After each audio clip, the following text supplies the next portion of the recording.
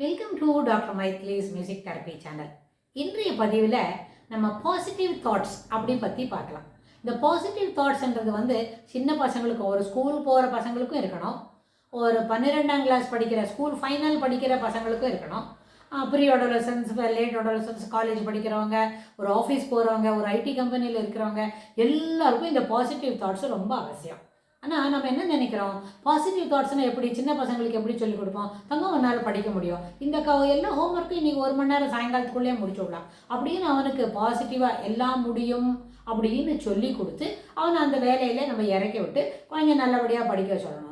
அப்புறம் நம்ம இதில் ஒரு ஸ்கூல் போடச்சோம் அப்படி தான், நம்ம 12ஆம் கிளாஸில் நிறைய மார்க் வாங்குமா, வாங்கலைன்னா அதோட எல்லாமே முடிஞ்சு போயிடுமா அப்படின்னு நினைக்கிற ஒரு நெகட்டிவ் தாட்ஸ்னால தான் நிறைய பசங்க ஒரு தவறான முடிவு எடுக்கிறதுக்கு போகிறாங்க. அப்படி இல்லை, இதை பற்றி நம்ம தனியாக இதுக்குன்னு ஒரு பதிவில் பார்க்கலாம்.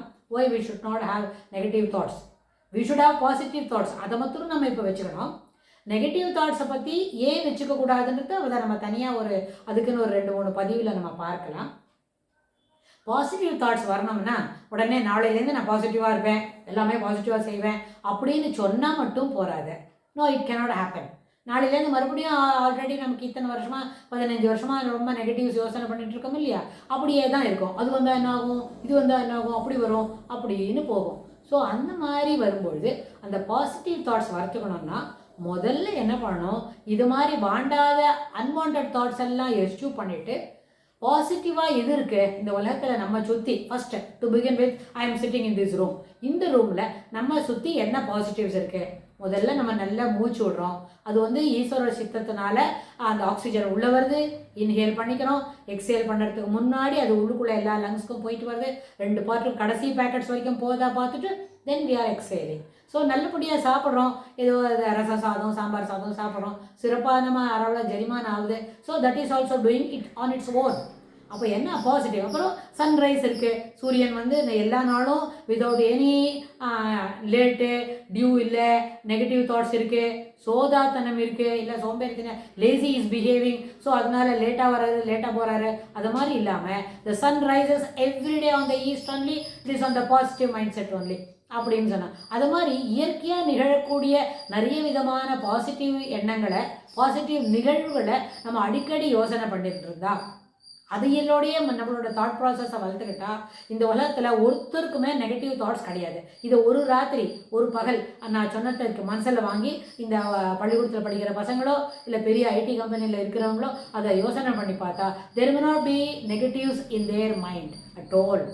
ஆனால் உடனே ஓவர் நைட்டில் இது குறையாது.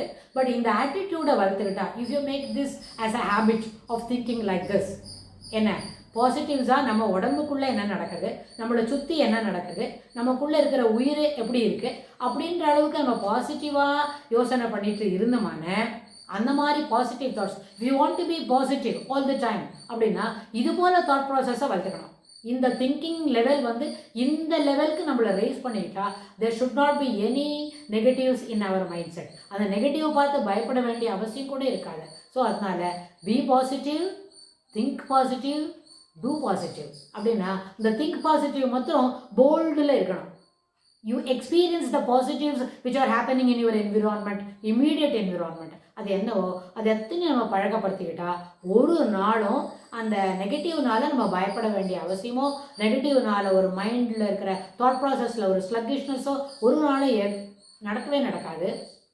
ஸோ அந்த அடிப்படையில் நெகட்டிவ் தாட்ஸும் ஸ்லக்கிஷ் மைண்ட் செட்டும் இருக்கக்கூடாது, ஒருத்தருக்குமே இருக்கக்கூடாது, எல்லாருமே அது பாசிட்டிவாக தான் இருக்கணும். அப்படின்னா முதல்ல what are all the things which is happening in our immediate என்விரான்மெண்ட்டில், ஒரு வீட்டுக்குள்ளேயோ ஒரு தெருவில் நடக்கும்பொழுதோ இல்லை நம்ம ஓப்பன் டெரஸில் நின்று மார்னிங் வாக் பண்ணும்பொழுதோ என்ன இயற்கையாக நடக்கிறது எதெல்லாம் அப்படின்றத பார்த்துக்கிட்டா அது வேலையை கரெக்டாக செய்யும் போது நம்மளுக்கும் அந்த மாதிரி யோசனை வரணும் அப்படின்ற ஒரு மைண்ட் செட்டை வளர்த்துக்கிட்டு அது ஒரு ஹேபிட்டை ஆக்கி அது ஒரு ஆட்டிடியூடாகவே நம்ம அப்போ மாற்றிக்கிட்டோமான அந்த பர்டிகுலர் இண்டிவிஜுவலோட லைஃப்பில் after this there will not be negatives in his attitude.